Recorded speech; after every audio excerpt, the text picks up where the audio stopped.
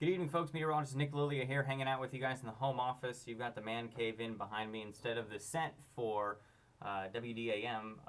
You caught me at home, actually saving me from wrapping Christmas presents. But what I want to look at is the severe weather threat. I've had a ton of questions today on Monday and Tuesday. What are we looking at for severe weather? There's been a lot of stuff floating around social media for folks across the Pine Belt for what we're looking at and across parts of Mississippi, Louisiana, Alabama, and Arkansas. I'm just going to be specifically talking about the Pine Belt, but this probably stands pretty true for the entire region. So possible severe weather threat Monday night into Tuesday. Notice the screen is a little wider. If you're watching this on an iPhone or an Android device, let me know if this works a little bit better or worse for you. Since I'm not at work, things look a little different and work a little differently. Severe thunderstorms possible Monday night and into Tuesday. After that point, the SPC is also concerned about severe weather on Tuesday and into Wednesday.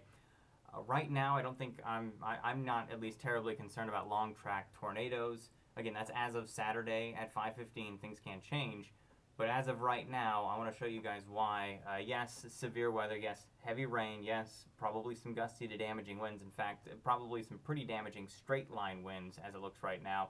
An isolated, brief, weak tornado can't be ruled out in any one place. In fact, we might see a few. And we may even see some localized flooding and some hail, but I think for the most part, the threat's going to be straight line winds, at least as it looks right now, and this is why. Now, for Monday, I'm going to start here. I'm going to start at 48 hours out because the SPC is talking about just thunderstorms for your Monday. They haven't put in a severe risk, though I wouldn't be surprised if they went ahead and maybe kind of hatched in this area here with a threat for severe weather and maybe even spread this a little farther to the north and kind of dipped it back more like that and then had us maybe draped in here with a marginal risk as we move through the day tomorrow or maybe even the next day. But it's the next day as well. It's kind of that same area on Tuesday that we're looking at the opportunity for severe weather. But this is why on Monday I'm concerned about severe weather in a more isolated kind of event. If you take it over to the SKU-T, here we are 48 hours out, so we're looking at 18Z on Monday or Monday afternoon-ish. Here's your SKU-T, your juice in the lower levels of the atmosphere, and then you do this number here with the dew point and the temperature. And again, the red line over here is the temperature, the green line over here is your dew point. And you spread those out, you've got dry air in here that warms up, and what you create is kind of a cap because anytime these lines move like this and they slope that direction, you're cooling. Anytime they slope this direction, you're warming things up as you move upward in the atmosphere. So anytime you get a line that goes that way, that's warm air over cold air. That's a stable atmosphere. The problem is during the day we're going to be heating up the ground with the wonderful sun. There's my wonderful sun. As you do so, you erode that cap. You build up enough warm air here at the surface to overcome that cap of warm air aloft. And once you break the cap, then you're moving that air up pretty quickly, especially if up around 500 millibars or so, you're sitting at about 17 degrees or so below zero. So that's Monday afternoon-ish, noon, 1, 2 o'clock. Here we go later into the afternoon and evening. Notice that little pointy cap, it's still there, but also notice that we're filtering in more dry air up here, which if you wanted to make some hail, that's usually pretty good for. Same goes, here we go into later in the evening, into the overnight hours. I think by now we're early Tuesday morning, about midnight, 1 o'clock or so. Notice we still have that cap. We still have that warmer air over the cooler air, which is a stable atmosphere. But I think we'll be relatively once you get above this point, you're unstable. So once you can break the cap, or at least get some air through there, you're talking about a pretty unstable atmosphere. And then, we moisten it up pretty quickly, and then as we head through the next 72 hours, it stays pretty moist. The other thing I want to point out here is the photographs here. And now this is a measure of wind direction and speed as you move up in the atmosphere. It might look a little confusing, but don't worry, it's really not. Basically, you're just starting here and you're creating arrows, and however long the arrow is how fast it's going, and the direction it's going is the direction of the wind. If, say, you were standing right there, well, if you're standing right here, you've got winds that are coming out of the south and east at the surface. So for every dot you're moving up in the atmosphere, it's actually tracking all of these little barbs here. So if I'm standing here at 0 feet, I've got wind coming out of the south and east. If I'm standing here at about 15,000 feet, let's say, which is 500 millibars, I've got winds coming out of the south and west. And I know what you're thinking. You go, Nick, if I'm at the surface and I'm getting a southeast and a loft, I'm getting a southwest, that can't be good, right? And no, it's not. And so what we're looking at is this photograph. But take a look at what happens here.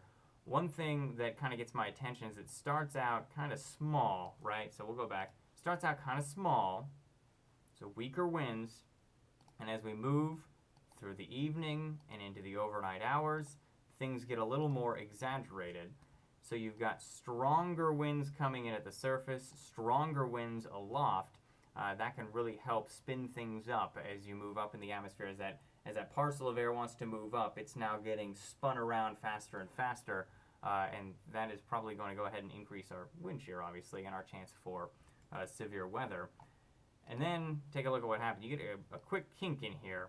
That means that you've got winds coming out of the south here, basically, and they're coming out of the south, and then they're switching back around to the southwest, but they're kind of just staying southwest as you move up, which means you're getting a lot of straight winds coming from the same direction, the same speed, which to me usually signals that we're looking at more of a straight line wind event as you move through. And again, this is early Tuesday morning, and then again you're talking out of the south. And still out of the south, southwest. So, and you can see the barbs here as you move up in the atmosphere out of the south here, but these barbs are shifting. And you can just read this, again, like you're standing on the side of the road. Winds are coming out, and you're looking on a map, coming out of the south and west all the way up the column.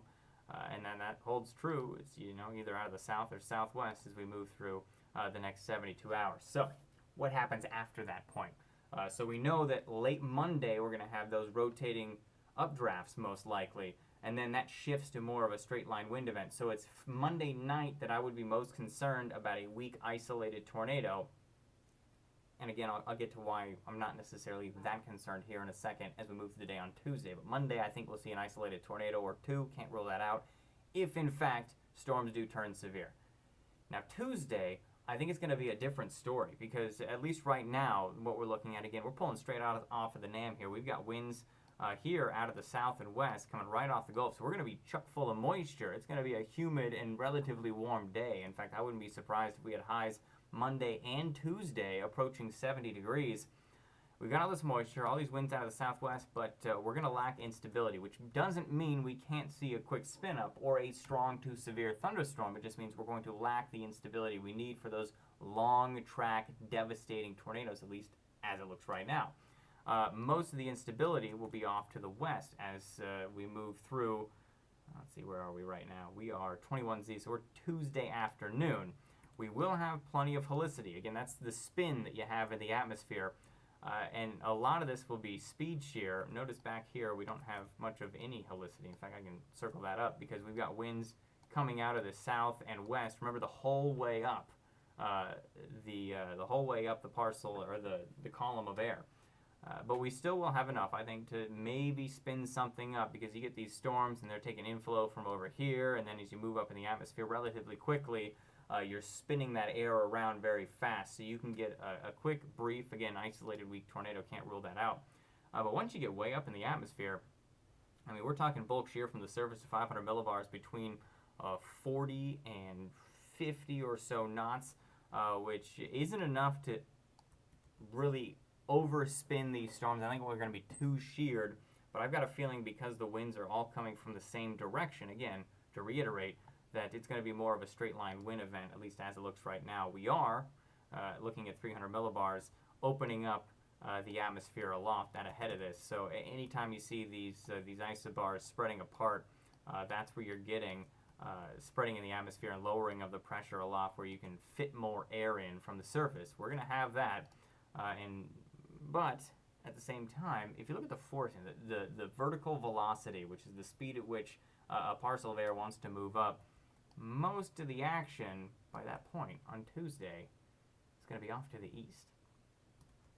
Doesn't mean everything, but again, like I always like to say, it's like baking a cake. If you want to make severe weather or make a tornado, you have to have all of these right ingredients in the right proportions to get yourself a tornado. And when you're missing it, doesn't mean you can't make the cake. It just means the cake won't be quite as good or quite as perfect. So if you've got all the action in terms of 700 millibar vertical velocity off to your east, you've got all of your wind coming from the same direction. You've got helicity. We've got low-level helicity. I think we'll be enough to maybe spin something up, but we're not looking at much in the way of instability, so I don't think we have to worry necessarily as we move through the day on Tuesday.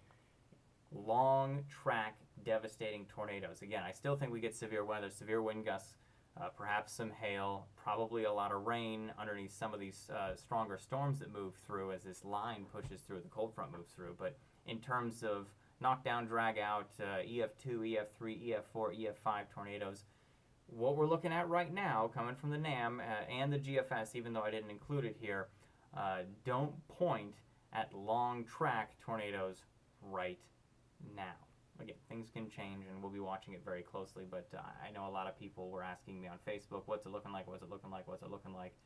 And you're right to be curious, because we are in that kind of the time of year where things can get kind of dicey. So there's your overview of what we're looking at from Monday and into Tuesday. I think Monday night, afternoon and night, has the better chance for your isolated tornadoes. Tuesday and Tuesday night, a better chance for your straight line wind damage, which, by the way, can do just as much damage as a tornado. And we've seen that around the Pine Belt over the last couple of months, with trees being knocked down and roofs being blown off, certain buildings and such, of barns, chicken barns getting their roofs blown off and everything, fences getting blown over. So don't sleep on these straight line winds, but thankfully, no devastating long track tornadoes. So there's your update for Saturday night. I'll probably have another update posted for you guys as we move through the day on Sunday if necessary, or if things change. And again, I'll be in on Monday and Tuesday to make sure everybody's doing all right.